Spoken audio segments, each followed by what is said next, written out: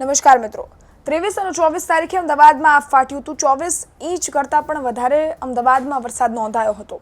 શેલા અને બોપલના વિસ્તારો છે ત્યાં ખૂબ કફોડી પરિસ્થિતિ બની હતી, પરંતુ હવે એ જ દિવસો પસાર થતાં અમદાવાદ છે એ હળવું થતાં જોવા મળી રહ્યું છે। વિંડી દ્વારા સમજવાની કોશિશ કરીશું કે આવનારા કલાકો કહેવા રહેશે, અમદાવાદમાં કેટલો વરસાદ વરસશે અને સાથે જ ગુજરાતભરમાં કેટલો વરસાદ વરસી શકે છે। સૌરાષ્ટ્ર, દક્ષિણ ગુજરાત, ઉત્તર ગુજરાત, મધ્ય ગુજરાત બધાની વાત કરીશું। વિંડી પર નજર કરીએ। 28 તારીખનો મેપ છે આ। 28 તારીખના રાતના 12 વાગ્યા, રાત્રિના 12 વાગ્યાનો મેપ છે અને તમે જોઈ શકો છો કે હળવો થઈ ગયો છે વરસાદ। અમદાવાદ, ગાંધીનગરમાં વરસાદ જોવા નથી મળી રહ્યો। હા, સૌરાષ્ટ્રના વિસ્તારોમાં પણ ક્યાંય જ વરસાદ જોવા નથી મળી રહ્યો। જૂનાગઢ સાઈડનો જે વિસ્તાર છે ત્યાં હળવો થી મધ્યમ વરસાદ વરસે એવી શક્યતાઓ જોવા મળી રહી છે। દક્ષિણ ગુજરાતના વિસ્તારો છે, સુરત, નવસારી, વલસાડ, વાપી, ત્યાં બધે જ વરસાદ જોવા મળી રહ્યો છે। ત્યાં જ્યારથી ચોમાસાની સિઝન બેઠી છે ત્યાં વરસાદ દક્ષિણ ગુજરાતમાં ખૂબ વરસ્યો છે ને એ તમે વિંડી દ્વારા જોઈ પણ શકી રહ્યા છો। આ છે સવારના 4 વાગ્યાનો સમય અને સવારના 4 વાગ્યાના સમયે આ જે પણ આખી વરસાદ છે એ આમ જોવા જઈએ તો દક્ષિણ ગુજરાત સાઈડ વયો ગયો છે। બોડેલી, છોટાઉદેપુર, જે આખો આદિવાસી વિસ્તાર જો કહેવાય છે, ડેડિયાપાડા છે, ત્યાં બધે જ વરસાદ જોવા મળી રહ્યો છે। કેવડિયા, રાજપીપળા, આ બધા જ જગ્યાઓએ વરસાદ વહેલી સવારે નોંધાયો છે। હજી આગળ સમય કરીશું। આ સવારના 8 વાગ્યાનો સમય છે અને સવારના 8 વાગ્યે પણ ફરી એકવાર અમદાવાદ, ગાંધીનગરમાં કોઈ જ વરસાદની પરિસ્થિતિ જોવા નથી મળી રહી। દક્ષિણ ગુજરાતમાં ફરી વરસાદ નોંધાયો છે। સુરતથી લઈ અને વાપી સુધી વરસાદ જોવા મળી રહ્યો છે। સમય ફરી આગળ કરીએ તો તમને ફરી ચેન્જીસ બતાશે। આ બપોરના 12 વાગ્યાનો સમય છે અને દક્ષિણ ગુજરાતના અનેક વિસ્તારોમાં વરસાદ જોવા મળી રહ્યો છે।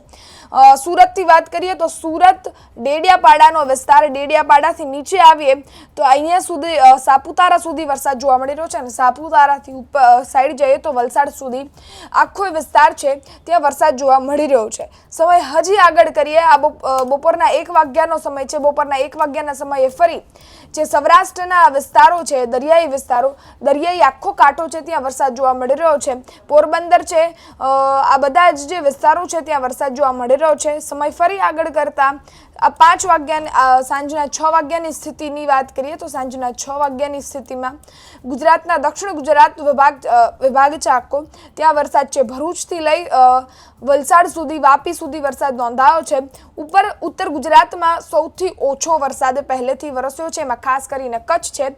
કચ્છમાં વરસાદ નથી વરસ્યો। હજી પણ સૌથી ઓછો વરસાદ ઉત્તર ગુજરાતમાં નોંધાયો છે। આ સિસ્ટમ છે એ અહીંયા સક્રિય થઈ છે અને આ જે આખો વિસ્તાર છે ઉદયપુરની ઉપરનો એટલે રાજસ્થાન સાઈડનો જે પણ વિસ્તાર છે ત્યાં ખૂબ ભારે વરસાદ જોવા મળી રહ્યો છે।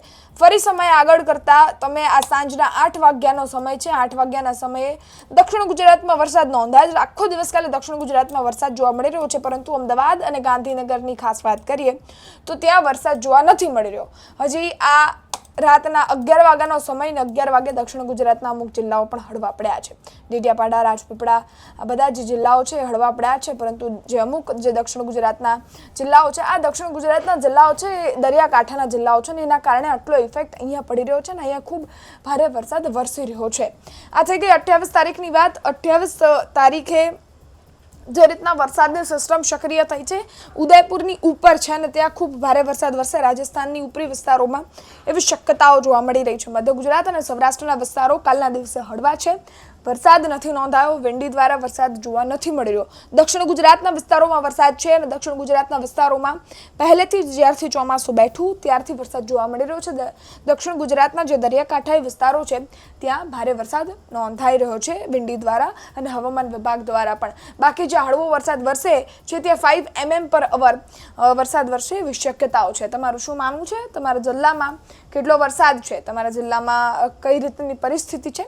કમેન્ટ ચોક્કસથી કરજો। ફરી મળીશું। ગુજરાત તક જોતા રહો। ધન્યવાદ।